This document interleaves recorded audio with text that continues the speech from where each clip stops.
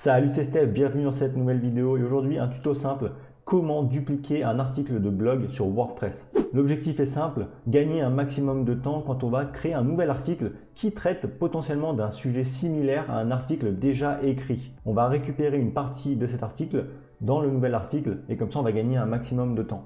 Avant de passer sur mon écran, si votre objectif c'est de créer un site WordPress professionnel ou tout simplement de développer vos compétences sur WordPress, eh bien abonnez-vous, comme ça vous ne louperez aucune prochaine vidéo.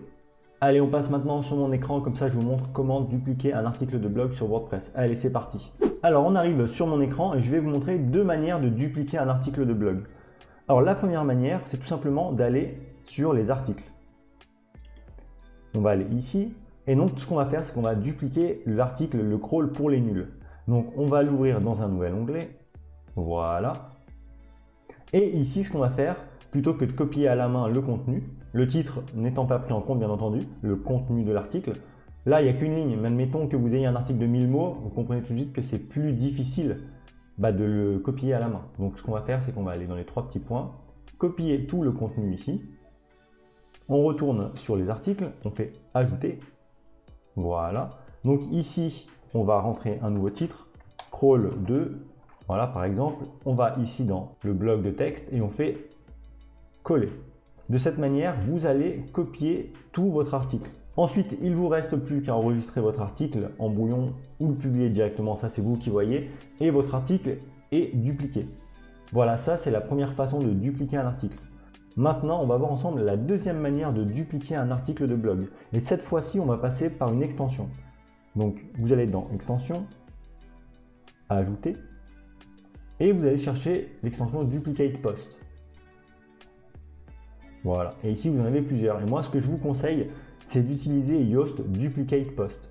Vous l'installez, vous l'activez. Une fois que c'est fait, vous retournez sur les articles et par magie, vous allez voir plusieurs options qui vont être ajoutées en dessous.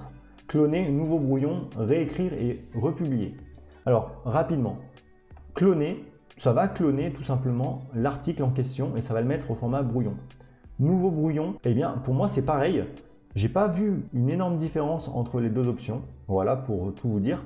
Et réécrire et republier, en fait, ça va réécrire l'article, ça va le dédoubler. Et si vous publiez le nouvel article créé, eh bien, ça va remplacer l'ancien. Donc là, nous, c'est pas ce qu'on veut faire, donc on va faire cloner ici. Voilà, et comme vous pouvez le voir, donc là, on a l'article de base et là, le nouvel article qui est au format brouillon. C'est pour ça que pour moi, je ne comprends pas la différence entre nouveau brouillon et cloner. Bref, c'est pas très important. Donc ici, on a le nouvel article qui est créé. Et donc, si on clique dessus, voilà, on se rend compte que l'article a été complètement dupliqué, mais vraiment. C'est-à-dire que le titre est le même, l'URL est la même. Donc, une fois que vous avez dupliqué votre article, il ne vous restera plus qu'à modifier le titre. Par exemple, je ne sais pas moi, nouvelle méthode, ici. Après, ça c'est vous qui voyez en fonction de votre article. Et ici, l'URL, vous devrez la changer également. Donc, par exemple, nouvelle méthode ici. Et après, vous avez juste à publier votre article. Et voilà, vous avez dupliqué complètement votre article. Voilà, vous connaissez maintenant deux manières de dupliquer un article de blog sur WordPress, ce qui vous permettra de gagner un temps précieux. Maintenant, si vous voulez aller plus loin, eh bien, dans la description, vous trouverez la liste des 23 ressources WordPress indispensables pour créer un site professionnel.